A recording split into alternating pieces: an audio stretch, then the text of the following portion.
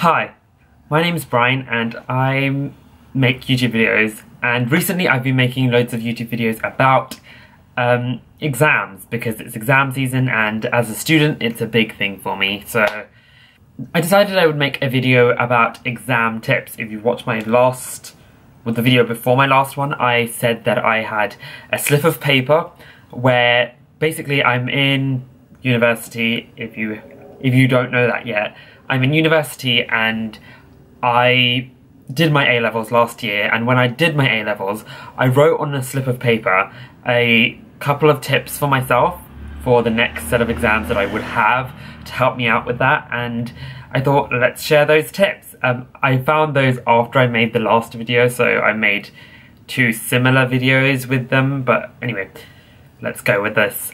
Okay, I'm going to try to get through this as quickly as possible, just to keep it short. So, the first tip I wrote was, bring all your equipment. Obviously that's kind of a given at this stage. If you have an exam where you're doing measurements, or you need a protractor or compasses or stuff like that, then obviously you're going to need those. But another thing that I added onto this was, bring extras to your equipment, so bring more pens, bring more pencils, just in case, because I have like severe trust issues when it comes to things like that, and I'm just like, I don't want that to become a reason why I don't do well in the exam. I don't want the extra panic of that. Number 2, come half an hour before the exam, so make sure that you arrive early for the exam, and make sure that when you arrive early for the exam, at least arrive more than half an hour early for the exam, just because you don't want to have to stress about getting there. You want to be there for like a long time before the exam, so that's not an issue for you. But halfway before the exam, make sure that you don't look at your notes. So I'm not really sure for higher exams, but particularly for A-levels and GCSEs and stuff like that, just don't look at your notes before the exam, because for that half an hour before the exam, it just makes you stressed and you don't really retain much before that half an hour. It's more helpful to just kind of chill out, relax, and let things fall as they do just before the exam.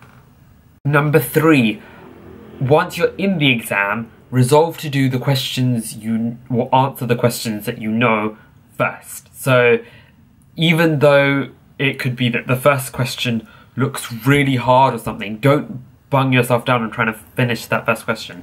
Go flip through the paper, do the questions that you know first, especially ones which require knowledge that you don't really have all the time, so things that you've just remembered specifically for the exam, like this morning you needed to know these things, so you just kind of plastered it into your head. Make sure that you've got that one down and that you've written down all the knowledge that you need to do as soon as they've told you to flip over the page.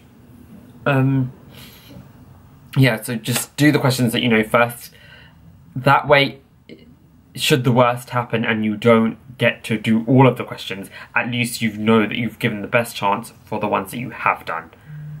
Number 4, answer as many questions as possible. So this is kind of going against what I said in the first one, but not too much.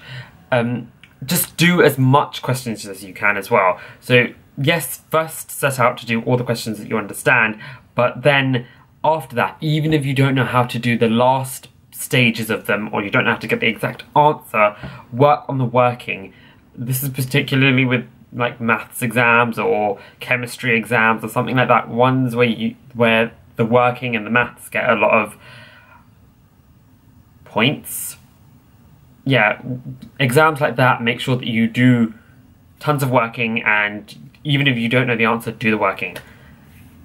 Number 5, this is something that I've always had to do after all my exams, and it's after the exam, don't talk to anyone about the exam. For me, it always just makes me feel really stressed. There's some people who do, as soon as the exam's finished, go onto the websites and go on to like Student Room or something and find out the unofficial mark scheme and all of that. But for me personally, I panic when I hear things, so and I think this must apply to more people than just me. So my personal advice would just be, don't talk to anyone after the exam, because it's just it's needless stress. There's nothing you can do about it at that point. Knowing how many points that you lost or anything doesn't really help.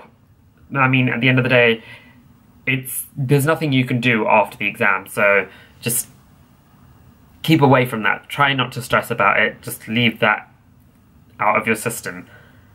Number 6. This is something that I mentioned in my last video. I remember mentioning this.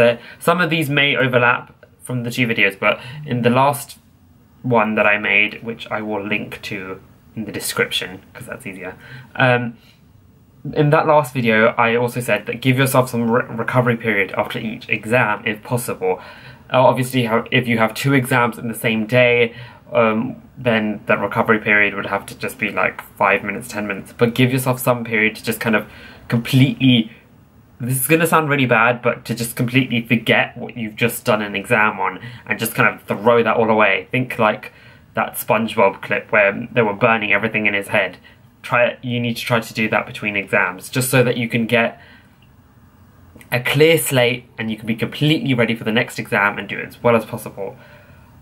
And then the last piece of advice is, once exam season's over, or once the whole thing is over, or even just in general, forget about the exam. So I get that there will be people who are interested, so remember it for as little time as possible. So if your teacher wants to hear about what was in the paper to prep them for the next set of exams, or just in general, if someone else wants to know about it, then maybe, yeah, retain it for that long. But beyond a point, just resign to yourself that you're never going to remember that paper again, and you're never going to look at the books. So just don't look at the books.